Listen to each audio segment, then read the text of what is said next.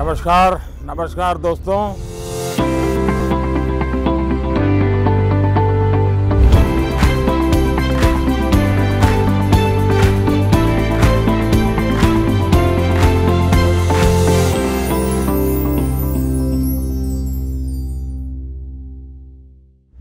दिव्यांका नमस्कार। दिव्यांका क्या पढ़ती हो? जी सर, मैं कॉमर्स की छात्रा हूँ। और पुष्कर की ही रहने वाली हो? जी सर। तो पुष्कर की कोई पवित्र चीज का मुझे वर्णन करोगी? क्या है पुष्कर की विशेषता? पुष्कर में एकमात्र ब्रह्मा मंदिर है। हाँ। और जो पुष्कर राज है वह 68 तीर्थों का गुरु है।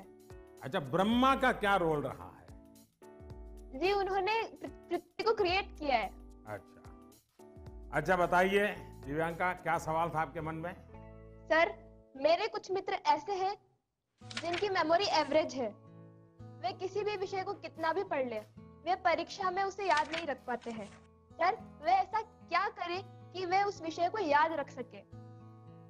अच्छा, तो आपको मेमोरी की जड़ी बूटी चाहिए। जी सर। देखिए दिव्यांका, आप सबसे पहले अपनी डिक्शनरी से इस शब्द को डिलीट कर दीजिए। आप सोचिए ही नहीं कि आपके पास याद करने की शक्ति नहीं है। अगर आप खुद से जुड़ी कुछ घटनाओं को देखें तो आपको पता चलेगा कि वास्तव में आपको बहुत सारी चीजें याद रहती हैं। जैसे आपकी मदर टंग, क्या मदर टंग आपने किसी को बहुत ग्रामर के साथ पढ़ाया था क्या, सिखाया था क्या? नहीं सर। आपको याद होगा? नहीं। क्या स्कूल में आपने सीखी या किताब में कहीं भी नहीं? हाँ, ये सब सुन करके सीखी। तो यही वो चीजें हैं, जरा सोचिए कि आपको जो पसंद है, क्या इन चीजों को याद रखने के लिए आपने कभी कोशिश की थी? वो बातें जिनसे आप पूरी तरह जुड़ गए हैं, मग्न हो गए हैं, वो बातें जो आपका हिस्सा बन गई हैं, आपके विचार प्रवाह का हिस्सा बन गई हैं, उन्हें आप कभी नहीं भूलते हैं। दूसरे शब्दों में कहूं तो ये मेमोराइज नहीं है, एक्चुअली ये इंटरनलाइज है। और इंटरनलाइज करना यही इसका एक अच्छा रास्ता है। और इसलिए आपको याद करने पर जोर देने के बजाय आपको उसे जीने की कोशिश करनी चाहिए। सहजता, सरलता, समग्रता के साथ। आपके पास भी वही सारी शक्तियां हैं जो किसी बहुत टैलेंटेड व्यक्ति के पास होती है। सोचिए, अपने भाई या बहन के साथ अगर आपका झगड़ा हुआ हो तो वो आपको एकदम याद रहता है, आप उसे भूलते नहीं है। यहां तक कि आपको यह भी याद रहता होगा कि उस समय आपने, आपके भाई बहन ने कौन से कपड़े पहने थे, आप खड़े खड़े लड़ रहे थे कि दौड़ते हुए लड़ रहे थे, सब याद होगा। एक एक वाक्य याद होगा। जी सर। यानी इसका एक मतलब यह है कि आप उसमें फुली इन्वॉल्व थे, आप उस क्षण को पूरी तरह जी रहे थे।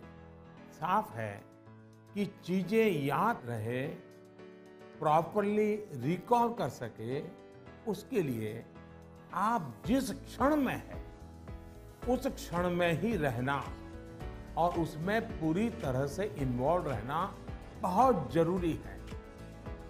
यानी हम पढ़ाई कर रहे हैं, किताब हाथ में है और मन है खेल के मैदान में, सहेलियों के साथ, दोस्तों के साथ, फिर तो मामला गड़बड़ हो जाता है। आगे जाकर आप में से कोई विद्यार्थी अगर साइकोलॉजी पढ़ेगा तो उसमें मेमोरी बाय एसोसिएशन का कंसेप्ट विस्तार से समझाया जाएगा। आप याद कीजिए कि स्कूलों में सुबह असेंबली में राष्ट्रगान होता है। अब जन गण मन हर कोई गाता है, लेकिन क्या कभी आपने जनगण मन गाते समय आपने उस राष्ट्रगान के साथ देश में ट्रैवल किया क्या? आप उसके साथ जो शब्द आते हैं उन शब्दों के साथ अपने आप को विजुलाइज कर पाए कि नहीं कर पाए? पंजाब को, गुजरात को, महाराष्ट्र को, बंगाल को मन ही मन राष्ट्रगान गाते समय ट्रैवल किया क्या? आपको एकदम से याद होना शुरू हो जाएगा। मन ही विजुलाइज करेंगे तो आपको अच्छे से याद रह जाएगा। इसका तो एक फायदा और होगा, आप इस देश के साथ भी एकाकार होते चले जाएंगे। यानी इन्वॉल्व, इंटरनलाइज, एसोसिएट और विजुलाइज। मेमोरी को शार्प करने के लिए इस फॉर्मूले पर आप चल सकते हैं। मैं आपको एक और उदाहरण देता हूं। आपके पास नोटबुक्स होती हैं, अलग अलग विषयों की किताबें होती हैं। आप जब भी घर से निकले, ये तय करके निकले कि बैग में इतने नंबर पर इस विषय की नोटबुक होगी और इतने नंबर पर इस विषय की किताब होगी। चौथे नंबर पे हो सकती है, तीसरी पर हो जाए। और आपने अगर 3 नंबर पर हिस्ट्री की किताब रखी है, 5 नंबर पर भूगोल की किताब रखी है, तो जब भी आप हिस्ट्री की किताब निकालने जाएं तो बिल्कुल आंख बंद करके 3 नंबर की किताब निकालते हैं आप। देखिएगा आपका कॉन्फिडेंस लेवल कितना बढ़ जाएगा। चलिए, मुझे अच्छा लगा, आपसे बात करने का मौका मिला और मैं राजस्थान के लोगों को भी और पुष्कर की पवित्र धरती को भी आज यहाँ से नमन करता हूँ।